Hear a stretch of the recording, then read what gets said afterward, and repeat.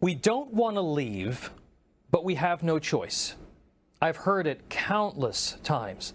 Suburbanites in blue states are packing up and leaving the homes and the communities that in which they raise their kids because they simply can't afford to live there any longer or retire in place. It's heartbreaking, and it's a cautionary tale for city dwellers who are escaping in droves from the cramped confines of their apartments in the wake of COVID-19 and spikes in crime in many of America's biggest cities. Real estate in the burbs is booming, but it won't save those trading the subway for an SUV.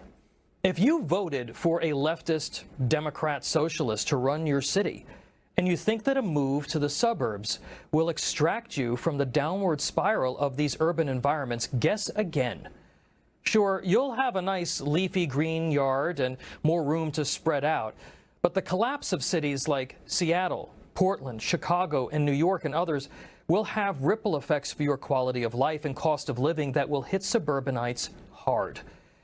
Suburbanites, while many are in many cases are top 5%ers or in the top 10 or 20% of earners, they're not rich. You're firmly ensconced in the middle class. That's right. In the suburbs of Philadelphia, a household with a teacher and a firefighter can make approaching a total gross income of about $150,000. Now, that income puts you close to the top 10% in Pennsylvania. States like New York are out of money. In fact, thanks to tens of billions in new spending by Governor Andrew Cuomo and Mayor Bill de Blasio, blue state suburbanites have been footing the bill in the form of property tax and income taxes for years, only to watch as their states careen toward insolvency. It will get worse.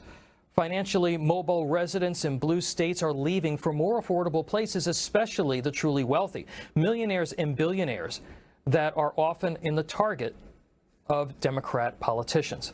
Now that means a lot less revenue. That has to be made up by lower earners and property owners. In liberal big cities, the pandemic has had an impact on the real estate, tourism, and hospitality industries, to be sure. But the war on cops, spikes in violent crime, petty crime, riots in the streets, and perceptions of overall government mismanagement means that the economic situation will get even worse, and the downturn will last longer. Tourists don't come, they don't get hotel rooms or book conferences. People don't go to restaurants, they don't shop in stores. Businesses don't renew their leases. Companies move out, construction projects are halted, and new investors head for greener pastures. All that means the job market tanks as well.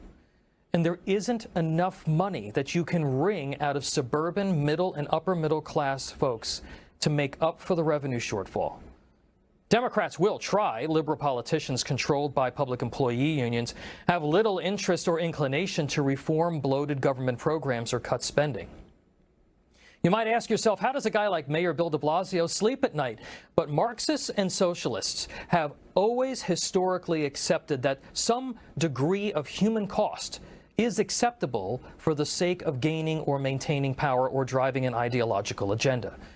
De Blasio, for instance, would rather support an elimination of cash bail, creating a revolving door at police stations, and dismantling the NYPD street crime unit that has led to murder, rape, and theft, than stand up for public safety.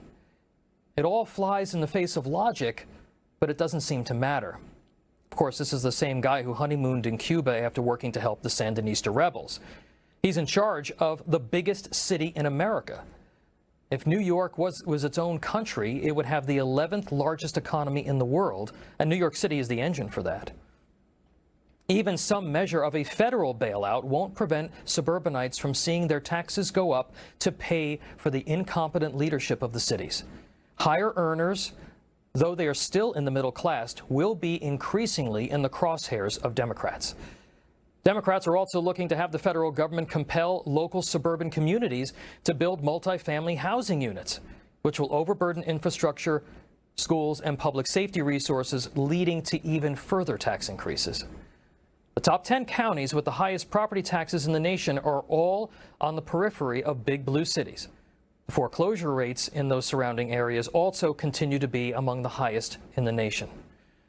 The only thing that will save both our cities and the suburbs will be a significant change in leadership and governing philosophy in urban areas. Now, that doesn't mean electing Republicans, though Republican-led cities, past and present, have fared better than those led by liberal Democrats. It does mean electing more centrist officials who understand the importance of public safety, the private sector, and basic fiscal management. Urban dwellers must take their toughness, their pride, their grit, and throw off the leftist politicians, not just abandon sidewalks for picket fences. Without a change in leadership in blue cities and blue states over top of them, you'll find yourself, your business, and your family calling for the moving van again. Like so many others, ultimately, you won't have a choice.